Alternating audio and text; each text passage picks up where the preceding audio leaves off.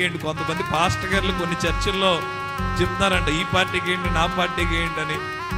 కానీ మన మందిరంలో ఏ పార్టీకి ఏంటని మాత్రం అస్సలు చెప్పం. అది మా పని కాదు.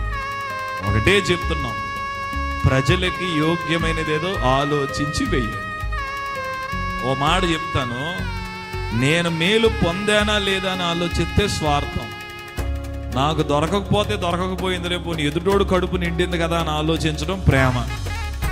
కాబట్టి ఏ ప్రభుత్వం అందరినీ ఎప్పుడు సంతోష పెట్టలేదు. మీరు అనుకుంటున్నారేమో ఎనీ గవర్నమెంట్, బీజేపీ వచ్చింది ఏం చేసింది, కాంగ్రెస్ వచ్చింది, ఏ గవర్నమెంట్ అందరికీ న్యాయం చేయలేదు. ఒకే ఒక గవర్నమెంట్ వస్తుంది, అది మాత్రం అందరికీ న్యాయం చేస్తుంది. అది యేసే గవర్నమెంట్. ఈ లోపల ఉన్న గవర్నమెంట్లు కొంతమందికి చేస్తాయి, కొంతమందికి. బాగా ఆలోచించండి, ఎట్లా పడితే అట్లా వేయకండి.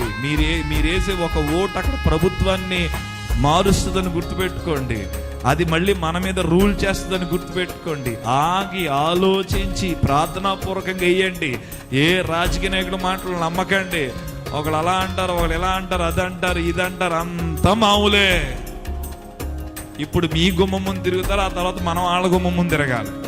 విషయం ఏంటంటే వాళ్ళు నెలలో ఒకసారి తిరుగుతారు, మనం 5 సంవత్సరాలు తిరగాలి. కాబట్టి కొంచెం జాగ్రత్తగా నో అని చెప్పండి. ఇంత చెప్పిన తర్వాత కూడా మీరు డబ్బులు తీసుకున్నారంటే మిమ్మల్ని ఎవడేం చేయలేడు. ఇంకా నో. దానియేలు చెప్పాడు, నో, నన్ను నేను అపవిత్రపరుచుకోలేను.